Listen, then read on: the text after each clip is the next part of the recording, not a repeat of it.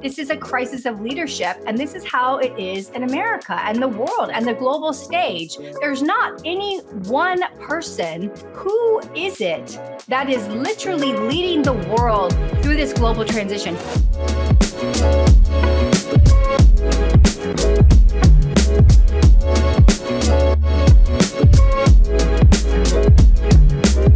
Welcome to Crashes and Taxes. I am your host for this podcast, Rebecca Wolser, and I am so excited to be back with you. I have had a little bit of a hiatus right at 2 months from Crashes and Taxes, and it's not been because I don't love you guys and I don't want to do the podcast. The practice has been growing immensely this year. I've had a lot of travel this year.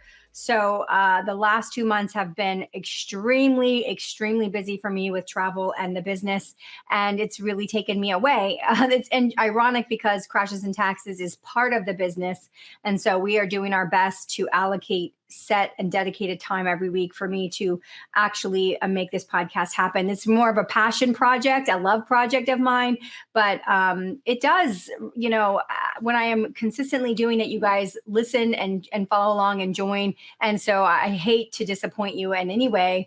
And so I want to make sure that we keep this going. So I want to talk to you today. I'm going to kind of mostly talk about some personal stories, but I really want to mix in what is going on with this market. And so what we're seeing, obviously, it's the end of November as I'm recording this podcast. And what we're seeing is that the metals have gapped back up. We've got silver trading at 25.625 an ounce, and gold is right now currently trading at $20.60 and 30 cents an ounce. And so we've seen gold gap back up above 2,000 and silver above 25. And so that is indicative for us of absolutely the beginnings of what we expect to happen and to come to fruition. Now, I would tell you that even though we've been really big gold bugs this year, that gold, I still expect to potentially gap up and down. So if you're using and leveraging gold for the systematic change of our financial system that is now globally underway, so I have been very clear and very adamant that there is a global currency transition, that we are moving from basically what we call hegemonic control via the United States dollar, or what we call dollar hegemony. That is ending for what we now call what the future will be, which will be multipolarity. Multipolarity just means that there is more than one global reserve that has massive status in the world. So what I see coming based on the development of this last 5 years, and really specifically honing in now to the BRICS nations, Brazil, Russia, India, China, South Africa, followed and joined in January, which we have talked about this on a podcast before. The Saudi Arabia and the United Arab Emirates, UAE, are joining the BRICS bloc effective January 2024. We now have rumblings. There's nothing that's been reported in official mainstream news channels, but there have been trade publications at the lowest level that have started to report that the UAE is already set to announce that they will start selling crude outside of US dollars. I need you to understand that the United Arab Emirates, which is a part of OPEC and completely, in my opinion, controlled by Saudi Arabia, UAE is not going to make that announcement without the blessing of Saudi Arabia. Saudi Arabia is joining the BRICS bloc with the UAE. And so what this means is that they obviously have the blessing of Saudi Arabia. And this, of course, is what I've been warning about for the last 8 months, that the second that Saudi Arabia announces that crude will be sold outside of US dollar, it is the official end of the petrodollar agreement that was negotiated by Henry Kissinger, who in fact just passed away this week at age 100. So it's kind of ironic that Henry Kissinger has just passed, and we are looking within the next 2 months potentially at the end of the petrodollar that he organized with the King of Saudi Arabia in 1974 on behalf of President Richard Nixon at the time. So all of this stuff is coming to a point of resolution. It's all coming together. Now, remember, OPEC Plus is the 13 OPEC nations that Saudi Arabia controls and Russia. OPEC Plus forever was only selling crude in US dollars until Russia invaded Ukraine. So when Russia invaded Ukraine in 2022, we had the very beginning of the end of this dollar hegemonic status through the control of OPEC Plus and the petrodollar. So Russia has already obviously been selling its oil, which is the second largest producer in the world, and it's already been selling its oil outside of US dollars since March of last year or April of last year. And now we're looking to see that BRICS bloc is going to literally explode with the add of Saudi Arabia and the UAE and really the control of OPEC. And that is what we're bracing for. Now, we are also bracing for the fact that the United States banking system is insolvent. And it is insolvent by definition. There's nothing that I'm saying that is revelational here. We have what we call a fractional reserve banking system. What this means is when you deposit $100 and they say Rebecca Walser account $100, they don't keep that $100 in your name in your account. They actually lend out the multiplier effect is supposed to keep $10 on reserve or 10% and lend out 90. Our reserves are not at 10%. That has not happened. And therefore, we do have massive liquidity issues that are coming.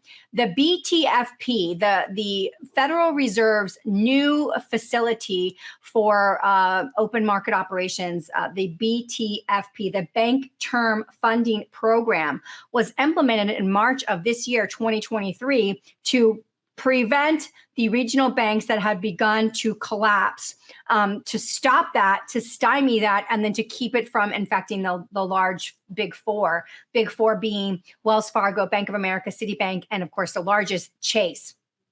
So the problem with the BTFP is that right now it's hovering about $200 billion. But when JP Morgan analysts did the initial analysis of the liquidity crisis that they expected to be, they actually anticipate the program will have to grow to the size of $2 trillion. So we're talking about, a much larger Federal Reserve direct buying of assets. And that's what this is. The Federal Reserve is directly buying at par the assets of these banks in order to provide them liquidity. Now, you might say to yourself, well, gosh, why aren't they just making loans and collecting interest? Why has this all changed? Well, it's all changed because a lot of these banks were convinced to, instead of just lending their deposits out, which is what the traditional bank does, they were convinced to instead start mitigating some of that risk by buying treasuries. Well, then the Federal Reserve raised interest rates. So you saw banks' balance sheets really collapse. We had the worst year in bonds last year, 2022, since 1788. So worst year in bonds. Now we've got 3 years in a row. That's the worst 3 years of bonds. And really, so the Federal Reserve said, hey, before they raise rates, mitigate some of your cash balance risk by buying treasuries. And then, of course, these banks become illiquid because they have treasuries and not cash, and they don't have cash flow except for the amount of the small little interest that they bought the treasuries. So the Federal Reserve is buying. It's a funding program. They're basically taking the assets and giving them par value, meaning that they're not looking at the fact that these assets have gone down greatly in value because of the Federal Reserve's interest rate increases. And so what you're seeing is that this BTFP, it closes its facility window on March 11th of 2024. It is only to go through March 11th. So we also have some other liquidity issues coming up this coming December 13th is a big date that we're looking at for the banking sector and to see that we can get through some of these liquidity issues. But I would let you know that between the announcements that will be coming from the BRICS bloc as early as this coming month, December.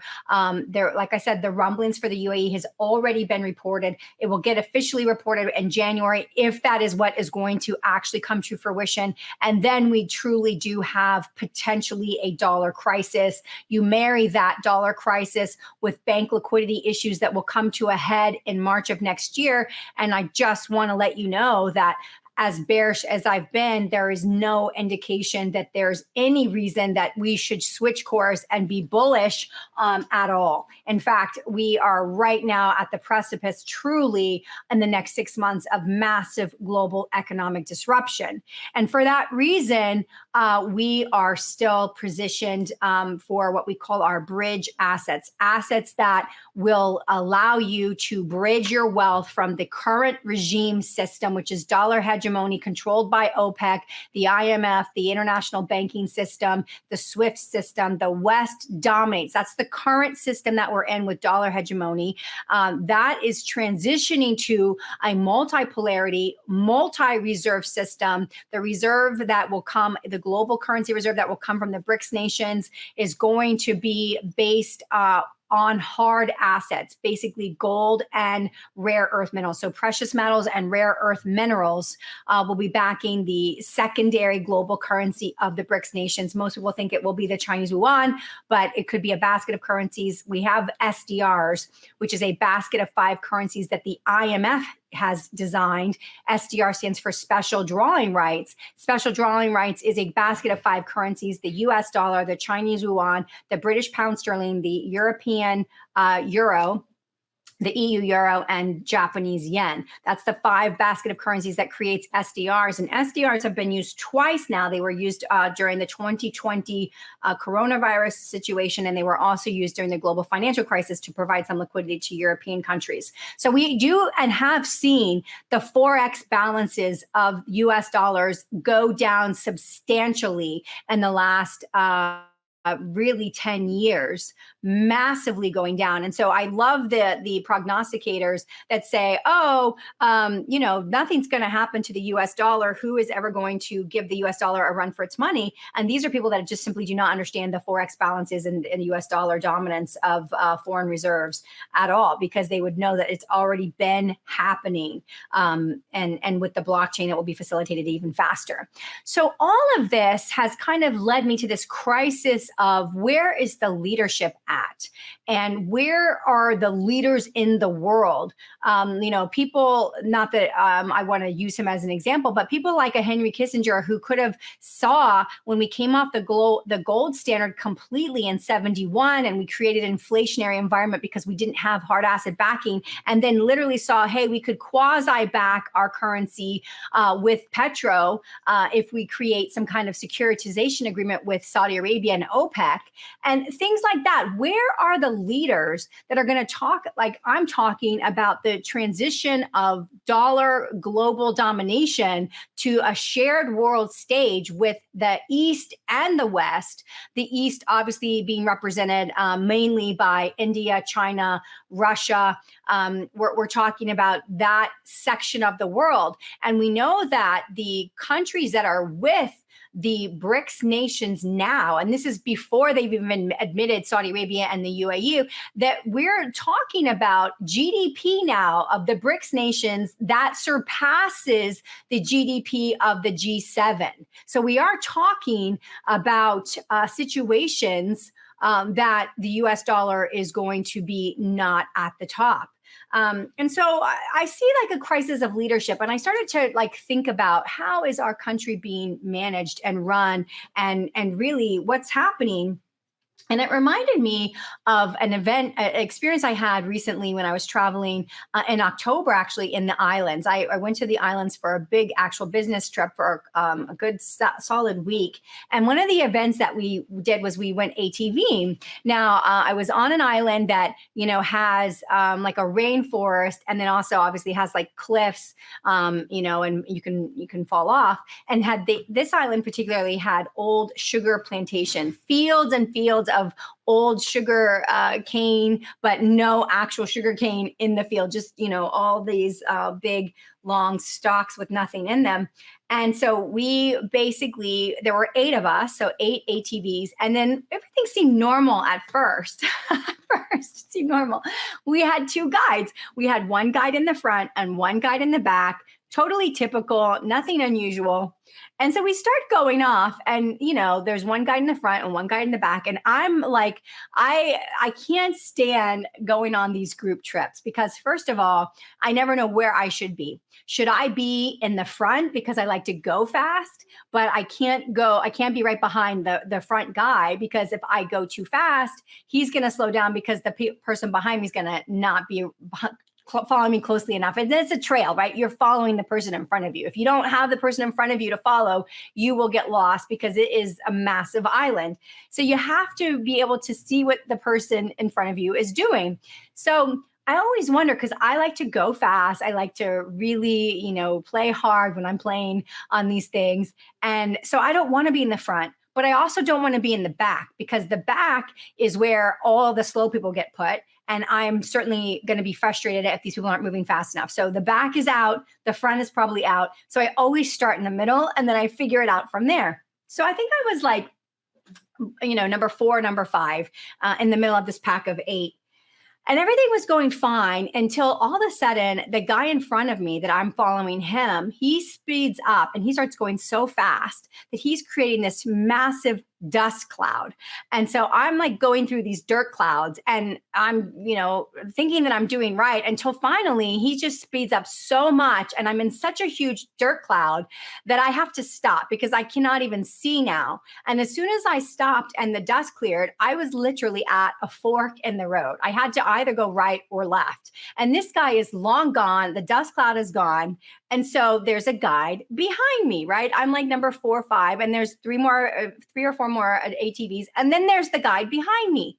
So I'm starting to look behind me to have this guy tell me which way to go. And so he's basically navigating me from behind. So I'm looking back, and he's like literally going like, go right or go left. And I'm trying to follow this guy's logic. And it's really, really stupid, because the trails only last so long before, again, there's another fork in the road. And once again, you have to make a decision. So what ended up happening was I had to keep stopping every 2 minutes to look behind me to get guidance. And my brain starts thinking, this is the dumbest way to lead people through a trail from behind. You are literally telling me in the front what to, and this guide never offered to like drive up and guide me directly. And then, no, we literally did this for a half an hour. And finally, the group all came back together, and I was like, wow, this was really crazy that this is how and this is normal for them. Their groups get separated all the time, and they just let the back guide direct. And I'm like literally thinking, this is a crisis of leadership. And this is how it is in America and the world and the global stage. There's not any one person that maybe one, but besides one person, who is it that is literally leading the world through this global transition? Who is actually talking about that it's happening? Who's talking about solutions, talking about how to navigate Americans through it? Nobody, because of course they don't want Americans to even know this is happening or to prepare for what is happening. And like I said, we like to use bridge assets that will perform decently well in the current system, but will bridge over to true hard asset value in the new system. So clearly, these are going to be some type of hard assets, not financial derivatives being stocks and bonds, equities and debt, because the value of the equity or the stock is based on the underlying functional value of the corporation, and the value of the bond is going to be based on the bond payer, and as well as the yield and the how clear it is that bond would be sustained, and the issuer is not insolvent. So this goes on, and we join back the trail, and we are now being guided from the front again. That guy, I didn't want to be behind him anymore. So now he's like in number 2. I've moved up to number 3 because now we're the faster ones. And it started happening again, that the front guide is just back to help the back 5 people that are slow. And now the 3 of us that are the speedsters are once again being guided from behind. And this was a consistent theme of being moved to the front and then being moved from behind, being led from the front and being led from behind. And it just gave me such a clear perspective on leadership, that we cannot be going blindly through dust clouds without a leader to guide us very succinctly and very clearly from the front. We cannot accept leadership any longer in this country that is going to lead us from behind. And this is what we're doing. We have allowed our position in the world to diminish so greatly in the last 50 years, but I would say greatly, immensely since 9/11, since 2000. And so we're talking about almost 24 years that this country has been on the world stage in a massive declining situation, really being led from behind.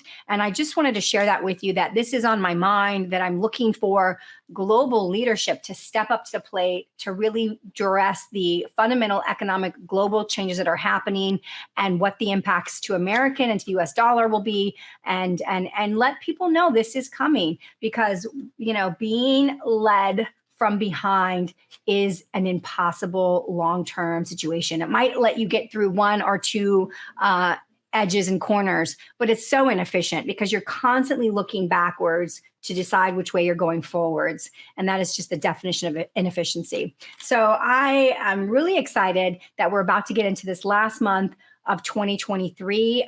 This is going to be a really big transition time frame. So I think that everyone that is listening to the Wall Street prognosticators, of which of course I am one of them, just keep in mind that these people are talking about the micro level things. They're talking about earnings. They're talking about forecasts for GDP. They're talking about growth. They're talking about interest rate policy. They are not discussing the fundamental changes that are happening globally as we speak. And that is where the activity in the next 6 months is going to come from. It is not going to come from growth, earnings, and interest rates, even though now we've got CME Watch Group forecasting potentially a May and even a March potential rate cut and pivot by the Fed. So just keep that in mind as you hear all these prognosticators and you're like, gosh, Rebecca's message is so different. We are talking 2 different worlds, and that's the difference. So I hope you guys are doing great. Until next week, when I do this podcast again, Crashes and Taxes, I will talk to you guys soon. Take care, everybody.